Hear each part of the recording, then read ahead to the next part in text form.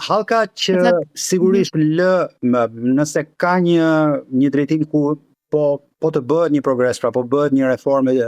edhe më radikale, mund të japë rezultate më të menjëhershme, sigurisht ka të bëjë me verifikimin e burimit investimit. Ajo që thash më parë, pra që jepen leje për ndërtime kullash dhe nuk pyetet se ku vijnë parat, nga vijnë parat, dhe ku janë krijuar parat për ndërtimin e këtyre kullave, është shumë problematik në rastin e Shqipërisë. Ne mendoj se kjo është një nga gjërat kryesore që duhet trajtohen, sikurse edhe në rastin e investimeve strategjike, kjo gjë shkon edhe në një përmas të mëtejshme, pasi duke marrë vulën e investitorit strategjik, shpesh kemi parë që pas tyre në fakt janë fshehur edhe grupe kriminale të cilat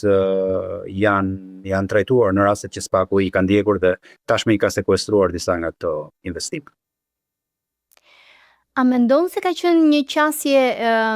e mirë menduar e qëllimt nga administrata për të mbyllur një sy dhe për të mos pyetur shumë se nga është burimi të ardhurave, duke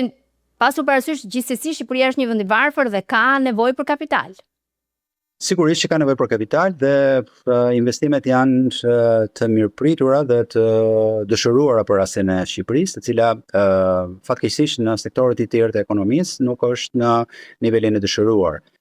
Kjo të le të mendosh që natyrisht dikush mund të ketë mbyllur njërin sy, ndoshta edhe të dy në rastet e këtij sektori, por përqendrimi më tepër se ç'duhet në vëmendjen e investimeve në sektorin e ndërtimit, unë them se mendoj se është i tepruar. Janë dhënë shumë leje ndërtimi dhe vazhdojnë të jepen dhe vazhdon të flitet për kulla të mëtejshme në Shqipëri që i zën frymën Tiranës, por pak flitet për zhvillimin e qëndrueshëm në sektor të cilët do t'i shërbejnë brezave të rinj që të gëzojnë jo vetëm të mirat që vendi ka, por në radhë të parë njerëzit të cilët ende kanë mbetur në këtë vend. Ato që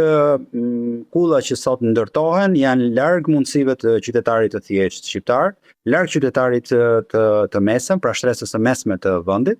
dhe